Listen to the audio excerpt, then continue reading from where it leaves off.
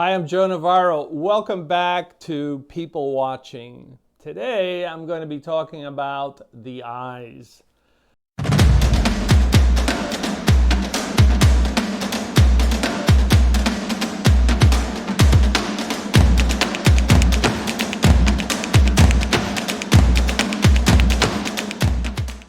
Now, for me, as well as for a lot of people, the eyes are fascinating. And I've always been fascinated by the eyes from a body language perspective because the eyes can communicate so much. Our emotions are often reflected in our eyes when you're happy to see someone, when a baby recognizes that the mom or dad walked into the room, you see their eyes light up. In every culture that I have studied around the world, you see the connection that is immediately made, even at a distance, with the eyes as they perceive something that they like or they enjoy or it's a loved one. So from a nonverbal communications perspective, there are many things that are just exquisitely attractive about the eyes.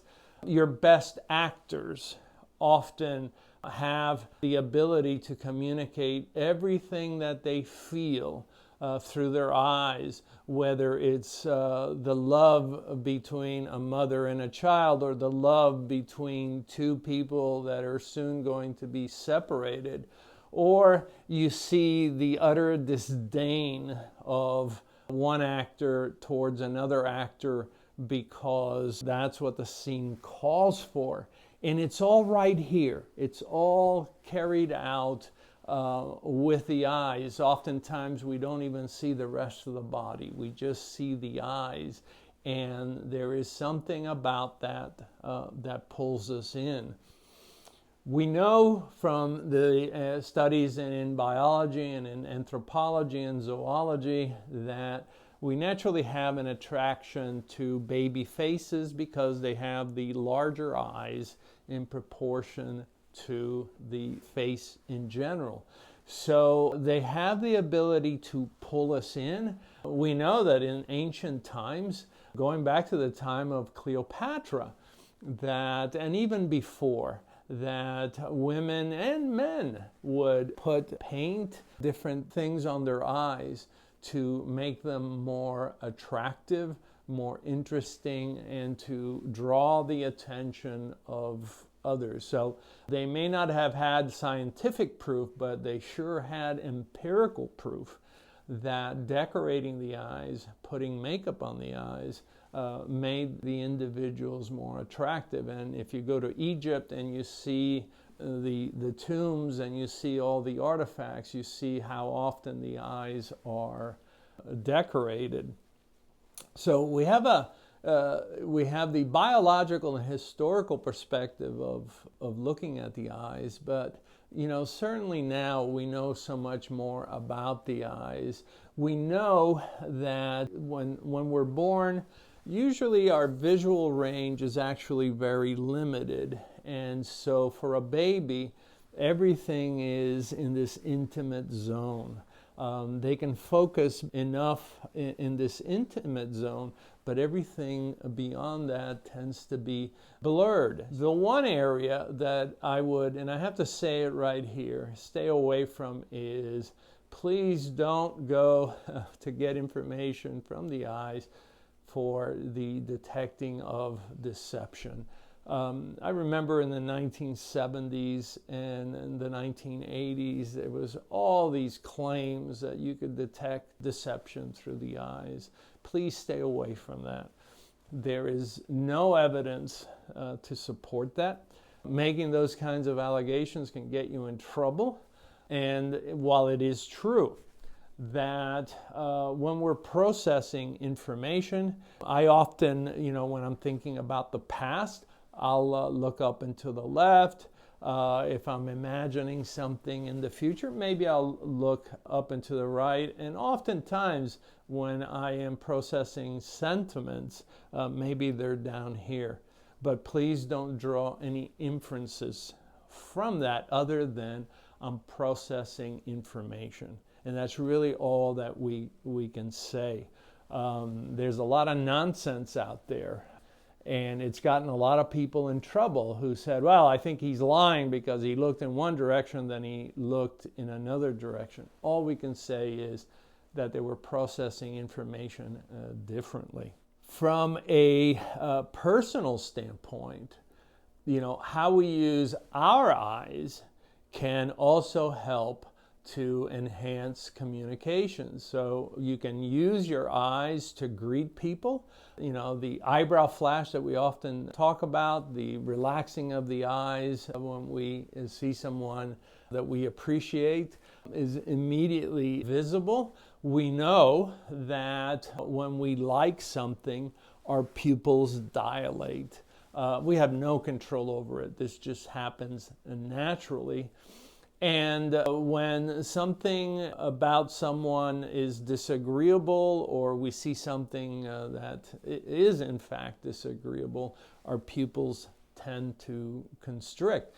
Interestingly enough, in one of my espionage cases that I write about in my book, 3 Minutes to Doomsday, it was that behavior on the part of Roderick Ramsey where his pupils constricted when he saw the pictures of two co-conspirators that we didn't know about, that led to a further investigation. That's how accurate these things can be in identifying when we like something or don't like something. And of course, babies oftentimes will look away or turn away from something they don't like as a reflection of their true sentiment. So they may not be able to close their eyes at that moment, but they'll certainly turn their eyes away from that. The other way we use our eyes is by how we look at something and for how long. Do we gaze upon that person that's in front of us, or do we stare at them, which can be very threatening and even frightening? So how we use the eyes with other people, how frequently we look at them. Oftentimes we reflect how much we like someone by how often we look at them. So in a courtship environment, dating environment, you may look over at a person you're interested in over and over again. And again, there's a big difference between gazing at someone and staring at someone. How long you can look at someone is governed by the local customs or the personal preferences of that individual. So in New York, in a subway, you're probably going to get away with about 1.5 seconds before people start to get nervous if you're looking at them. Yeah, it's that short. Where in South America, maybe it's around 4 to 5 seconds. And by the time we get to the Middle East and some of the Arab states, it is not uncommon to be able to look at someone for 6, 8, even 9 seconds.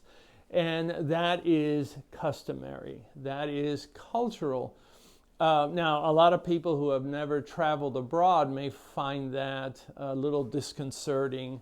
I've talked to a lot of diplomats, young diplomats who arrive in the Arab world, and they don't feel comfortable about being looked at either by men or women that intently.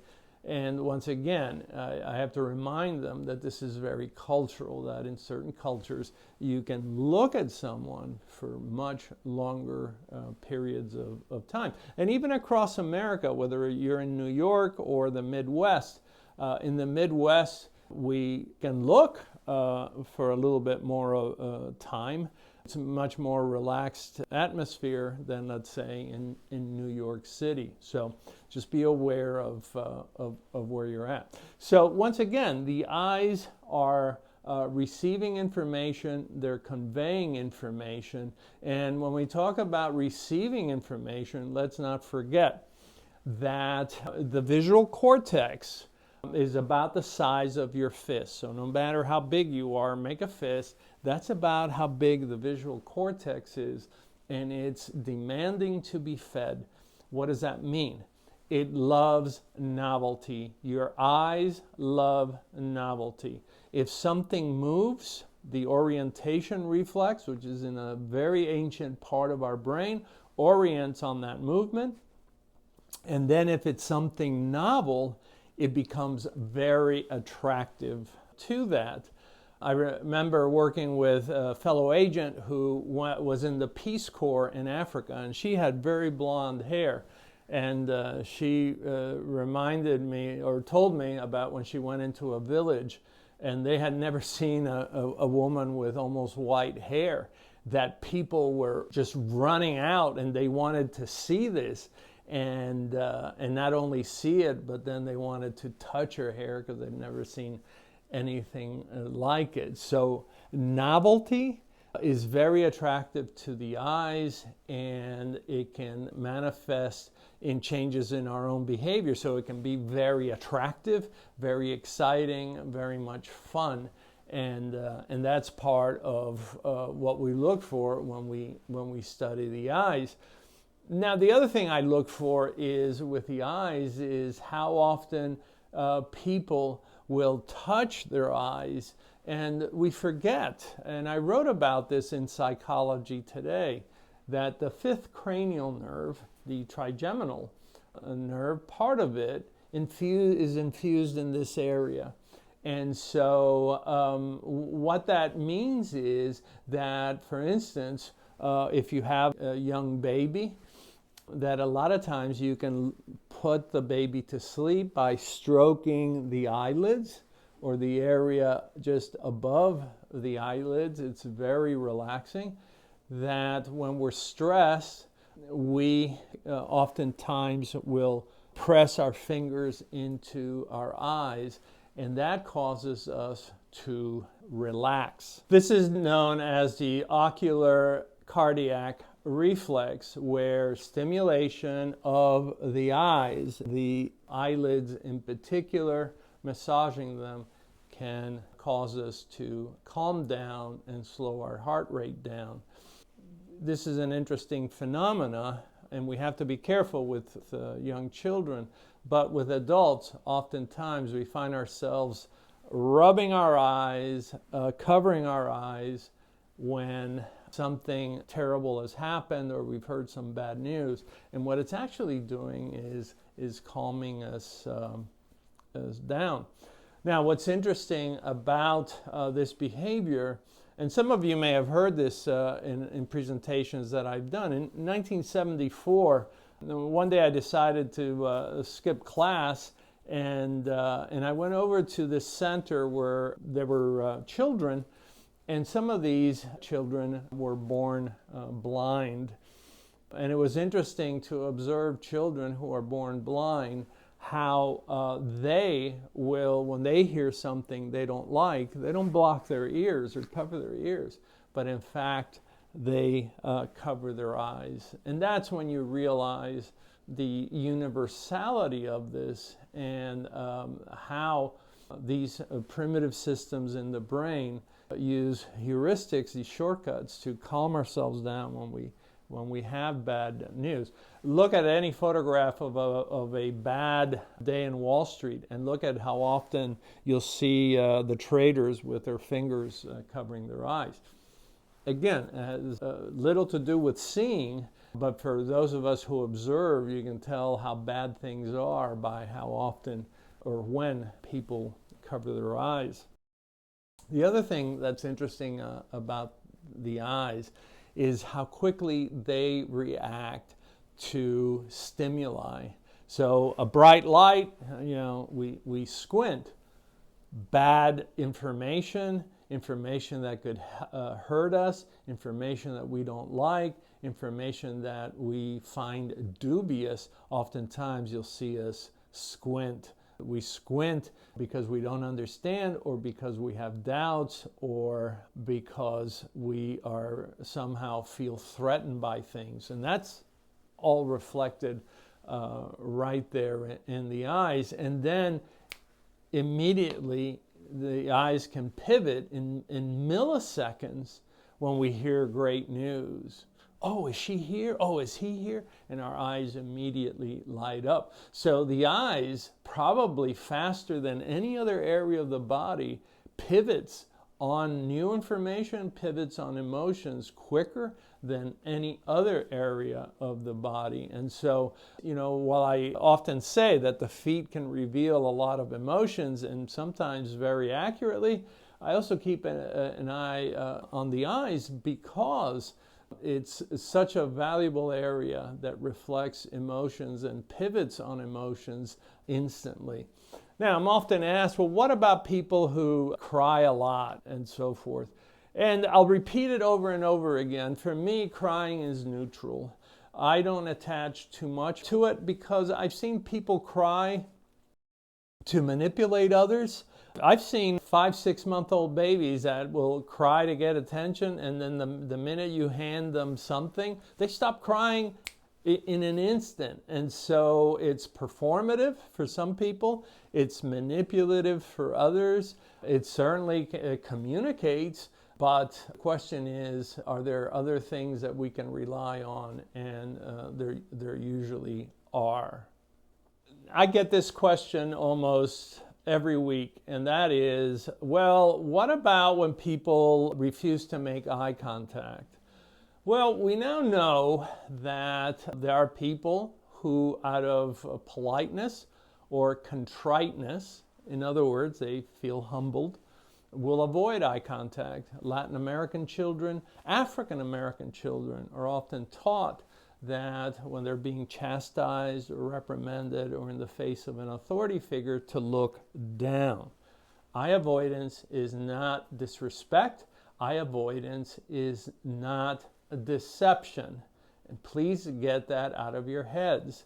A lot of people have been accused of being deceptive because they've looked down, when in fact they're being respectful. Some of the research that has been done around the world, for instance, by the famed researcher Albert Thryth, found that liars actually engage in even more eye contact because they want to make sure that you're receiving the message and that you're buying into it. So liars, according to him, actually engage in even more eye contact. Personally, I find that when I'm around and I'm comfortable around people and we're talking, my eyes will be all over the place. That's the luxury of being able to relax.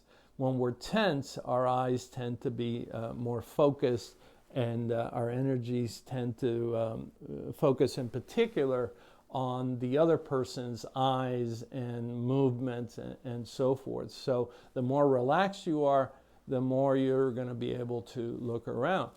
Now, when it comes to, for instance, job interviews, please remember that you can offend others if you don't know proper eye contact. You could walk into somebody's office. It's not your job to look around like you're an inspector. Often that registers very negatively with people in HR or who do the hiring, that you're looking around where you're really not entitled to. And in some cultures, the person who is being interviewed really is expected only to make contact with a person that is addressing you directly. So when you go to Japan, when you go to China, when you go to other cultures, be aware that eye behavior, which can be very subtle and nuanced, is culturally dependent. And there are mandatory, and I'll repeat that, there are mandatory behaviors that are expected from you.